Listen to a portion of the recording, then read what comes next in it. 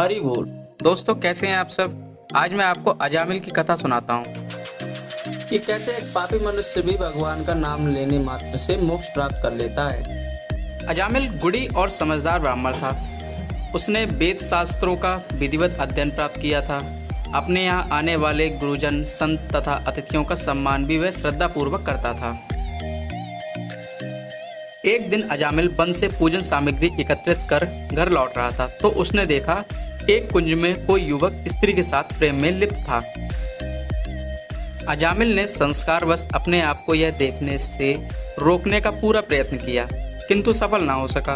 वह छिपकर इस प्रेम प्रसंग को देखकर आनंदित होने लगा। बाद में उसने स्त्री से परिचय प्राप्त किया। यह ज्ञात होने पर कि यह वेश्या है, अजामिल प्रतिदिन उसके यहाँ जाने लगा। संसर्ग से धीरे धीरे उसके सत्कर्म प्रभावित होने लगे और वह वेश्या के प्रत्येक कामना की तुष्टि के लिए तरह तरह के दुष्कर्मों में लिप्त हो गया।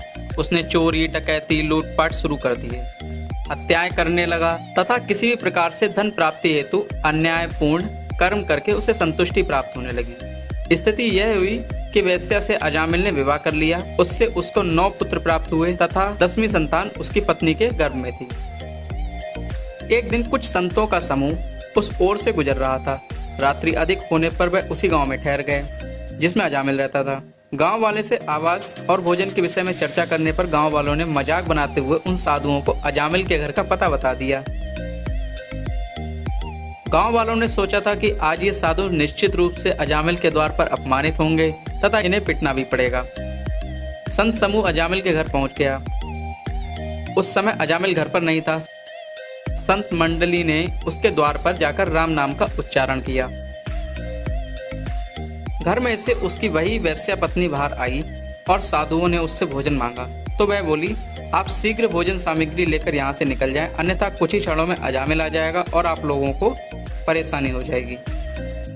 उसकी बात सुनकर समस्त साधुगण भोजन की सूखी सामग्री लेकर उसके घर से थोड़ी ही दूरी पर एक वृक्ष के नीचे भोजन बनाने का उपक्रम करने लगे।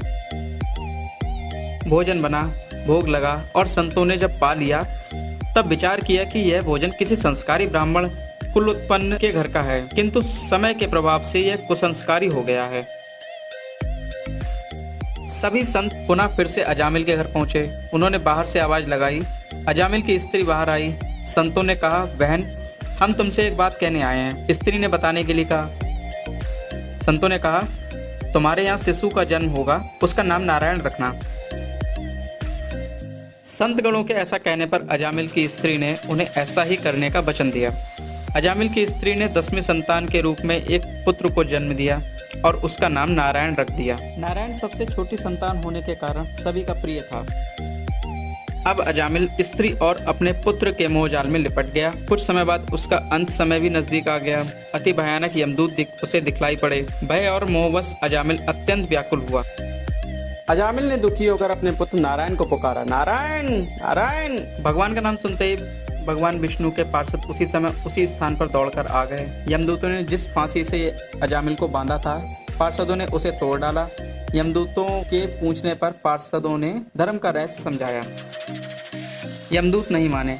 वे अजामिल को पापी समझकर अपने साथ ले जाना चाहते थे। तब पार्षदों ने यमदूतों को डांटकर वहां से भगा दिया। हार कर सब यमदूतों ने यमराज के पास जाकर पुकार की। तब धर्मराज ने कहा कि तुम लोगों ने बड़ा नीच काम किया है, तुमने बड़ा अपराध किया है। अब सावधान रहना और जहाँ कहीं भी कोई भी किसी भी प्रकार से भगवान के नाम का उच्चारण करे वहां मत जाना। यमराज ने यमदूतों से कहा, तुम लोग स्वयं भी हरि का नाम और यश का गान करो।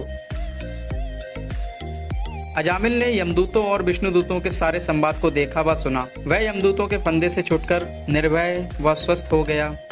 सर्व पापहारी भगवान की महिमा सुनने से अजामिल के हृदय में शीघ्र ही भक्ति का उदय हो गया।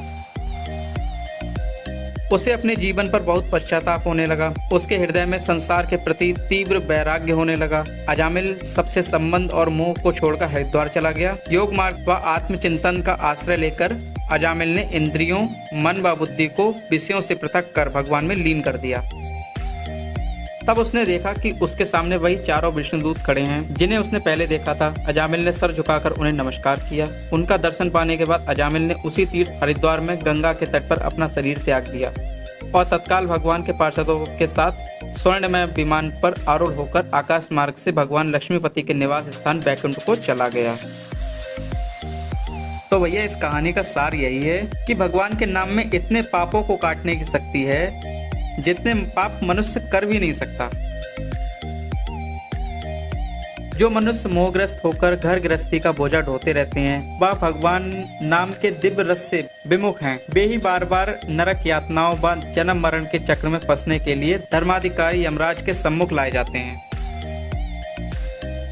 बड़े से बड़े पापों का सर्वोत्तम, अंतिम और पाप वासनाओं को भी निर्मूल कर डालने वाला प्रायश्चित यही है कि केवल श्री भगवान के गुणों, लीलाओं तथा नामों का कीर्तन किया जाए।